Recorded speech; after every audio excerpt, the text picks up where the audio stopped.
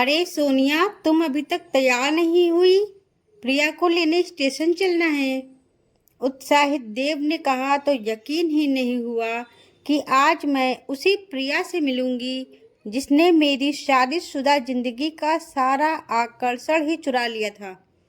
आज मैं खुद देखना चाहती थी कि आखिर प्रिया में ऐसा क्या है जिसका ख्याल 24 घंटे देव के दिल दिमाग पर छाया रहता है। एक साल पहले की सभी घटनाएं मेरे मन मस्तिष्क पर सजीव हो उठी। सुहाग सेज पर मैं शर्माई सा कुचाई बैठी थी, खुशबू के झोंके की तरह। जैसे ही देव ने कमरे में कदम रखा, मैं छुई मुई सी बन गई। जोर से खिलखिलाते हुए देव बोले, प्रिया ने बिल्कुल ठीक कहा था। पुरुष के स्पर्श से लड़कियां छुई मुई बन जाती है। देव के मुंह से प्रिया का नाम सुनकर मेरे मन में उफान की चरम सीमा पर पहुंची प्रेम सरिता का प्रवाह अचानक थम गया। रोमांच, उत्तेजना, स्पर्श सभी निस्तेज पड़ गए। प्रिया नाम का मेरे मन पर क्या प्रभाव पड़ा, इससे अनभिज्ञ देव फिर से बोले, जानती हो सोनिया, प्रिया ने मेरा कितना साथ दिया है, हर वक्त, हर मौके पर। सुहाग रात से लेकर अब तक देव ने ना जाने कितनी बार ये शब्द दोहरा चुके थे, लेकिन आज तो इनका उत्साह अपने चरम पर था। प्रिया सुंदर है, स्मार्ट है, समझदार है, वगैरह वगैरह।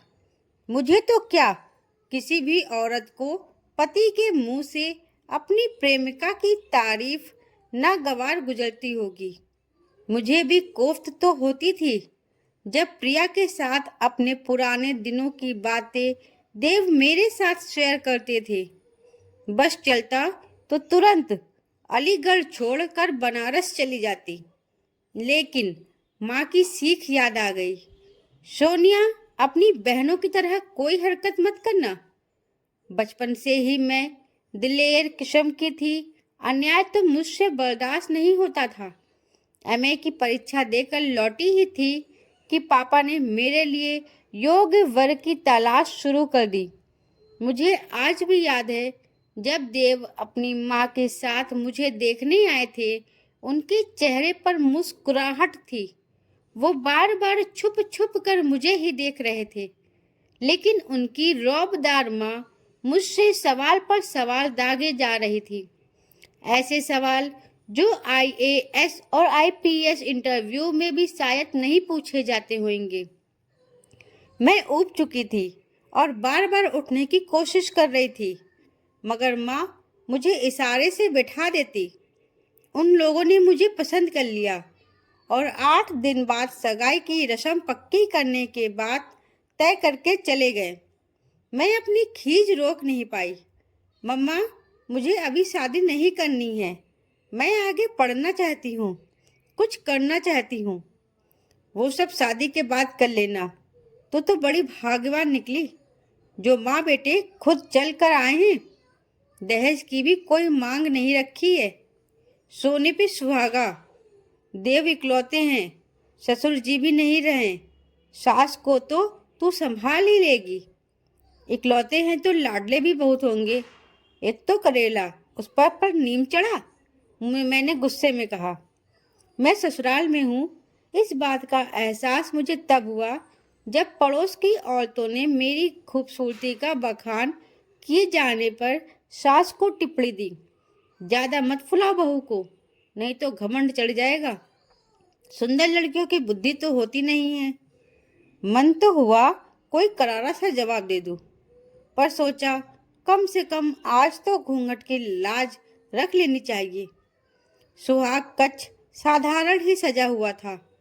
दिल की धड़कनें तेज होने के लिए देव के शब्द ही काफी थे। सोनिया, मैंने तुमसे शादी इसलिए की क्योंकि तुम मेरी माँ की पसंद हो। मेरी पसंद नापसंद कोई मायने नहीं रखती, क्योंकि मैं किसी और से प्यार करता हूँ और उसे भूलना मेरे वश की बात नहीं है। पत्नी का सारा हक तुम्हें मिलता रहेगा, पर प्यार नहीं। क्योंकि प्यार मैं प्रिया के अलावा किसी से कर नहीं सकता।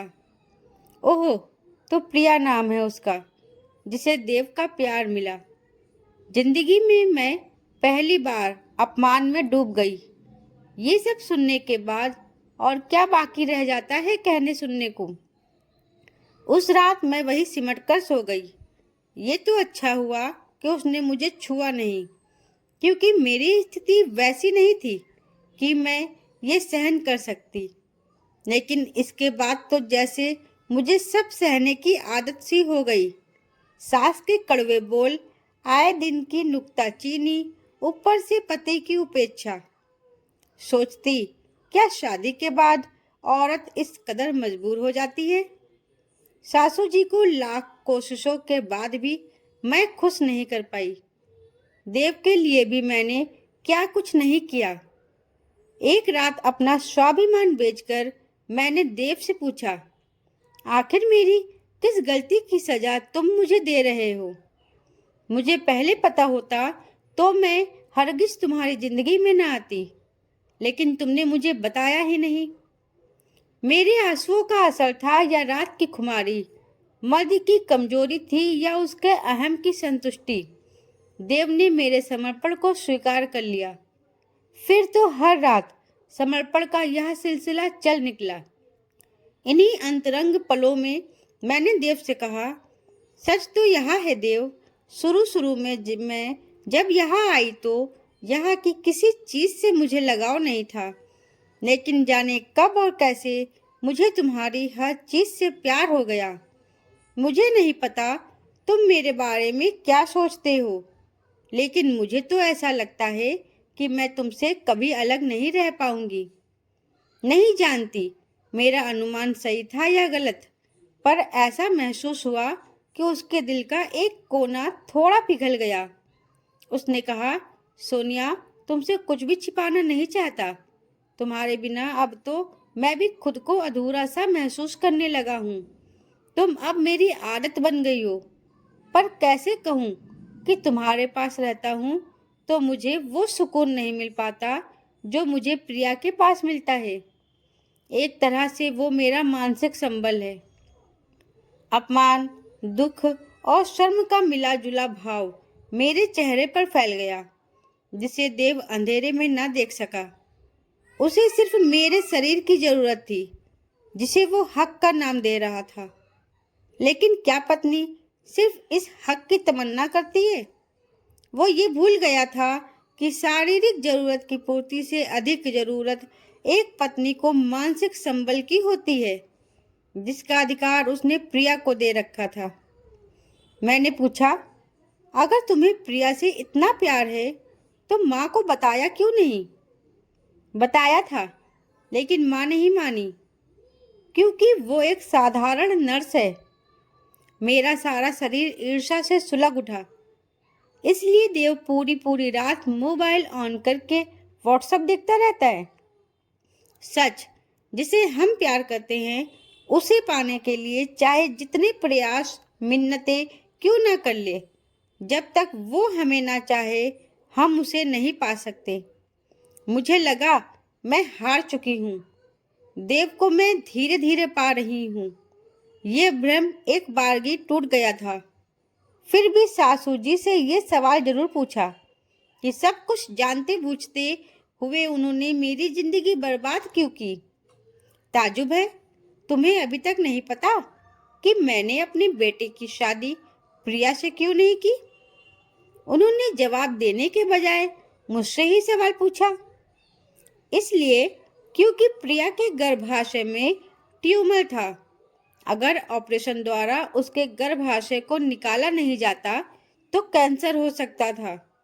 मुझे वंश चलाने के लिए एक पोता चाहिए था, जो मुझे प्रिया से मिलने वाला नहीं था। उनके बाकी के शब्द मायूसी में डूब गए। पता नहीं तुम भी माँ बनने के काबिल हो या नहीं। मुझे अपनी औकात का पता चल गया। मैं पत्नी या बहू बनकर नहीं, बच्चे पैदा करने वाली मशीन बनकर इस घर में आई थी। तभी तो मेरे हिस्से में प्यार के बदले वासना, अपनत्व के बदले उपेक्षा आई। पहली बार नफरत हुई थी देव से, लेकिन अगले ही पल ये भाव दब सा गया। प्यार शायद है ही ऐसी चीज जो इंसान को इस कदर मजबूर और लाचार कर देता है कि वो सब कुछ समझते हुए भी अपने हक, स्वाभिमान, आदर्श और आत्मसम्मान को ताक पर रखकर सही गलत सब कुछ स्वीकारता चला जाता है। अपने प्रिय पात्र को पाने में हर ओर से नाकामयाबी हासिल होने पर वो टूट तो जाता है, पर झुक नहीं सकता। मैं भी टूट तो चुकी थी, पर दिल के किसी भी कोने से मैंने हार नहीं मानी थी। देव का घर छोड़कर जा नहीं सकती थी, क्योंकि अब मैं माँ बनने वाली थी। सासू जी और देव की खुशी का पारावार नहीं था। धीरे धीरे देव का व्यवहार बदलने लगा। वो अब पहले से ज्यादा मेरा ध्यान रखने लगा। हर वक्त बच्चे सा मासूम चेहरा लिए सवाल करता, क्या सचमुच मैं बाप बनने वाला हूँ? मैं उसे जबरन काम पर भेजती, लेकिन वो जल्दी ही घर लौट आता। देव का प्यार मुझे थोड़ी देर के लिए ही सही खुश जरूर करता, फिर भी मुझे आत्मसंतुष्टि न मिलती। सोचती शायद मैं माँ बनने वाली हूँ, इसलिए देव का व्यवहार पहले से बदल रहा है। कभी सोचती कि ये भी तो हो सकता है कि प्रेगनेंसी के बाद मेरा बच्चा प्रिया को सौंपकर वो मुझे घर से ही निकाल दे। इतना सोचते ही मैं कांप उठती। मेरा 9वां महीना चल ही रहा था। मैं हॉस्पिटल से सासू जी के साथ ऑटो रिक्शे से वापस घर लौट रही थी कि पीछे से एक गाड़ी का एक जोरदार झटका लगा और हम दोनों सड़क पर आकर गिरे। सासू जी को तो ज़्यादा चोट नहीं आई, लेकिन मुझे अचानक जोरों का दर्द शुरू हो गया। नर्स और डॉक्टरों के शोरगुल के बीच बेहोशी की हालत में भी मुझे आवाज़ सुनाई दी, हालत नाजुक है, पता नहीं दोनों का सही सलामत बचाया जा सकेगा या नहीं। मुझे बच्चे से कोई लेना देना नहीं, डॉक्टर प्लीज सोनिया को बचा लीजिए। देव के शब्द मुझे सोनिया चाहिए मेरी अंतरात्मा को तृप्त कर गए। मुझे अजीब सा सुकून मिला, लेकिन अगले ही पल अपने बच्चे को खोने का एहसास मुझे अंदर तक झंझोर गया। बेहोशी की हालत में भी मेरे मुंह से निकला, देव मेरा बच्चा। देव मेरे आंसुओं को पोंछता हुआ बोला, तुम्हारा बेटा सही सलामत है, तुम उसकी फिक्र मत करो। सच? मुझे यकीन नहीं हो रहा था। मैंने देव से फिर सवाल किया, तुमने मुझे क्यों बचाया देव? ऐसा मत कहो सोनिया, मैं तुम्हारे बिना जी नहीं सकता।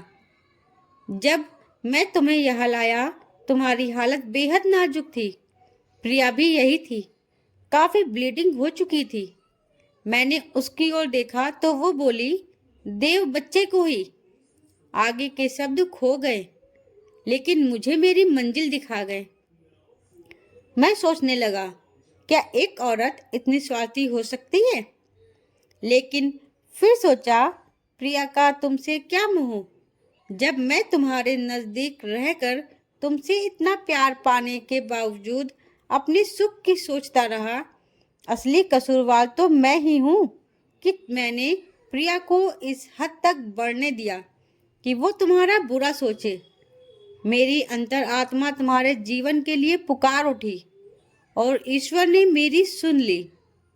अचानक प्रिया हॉस्पिटल से चली गई और हमारी जिंदगी से भी। हमारे बाग का एक फूल अपने साथ पूरी बगिया की बाहर ले आया था। दोस्तों, आपको हमारी कहानी कैसी लगी है हमें कमेंट के माध्यम से बता सकते हैं।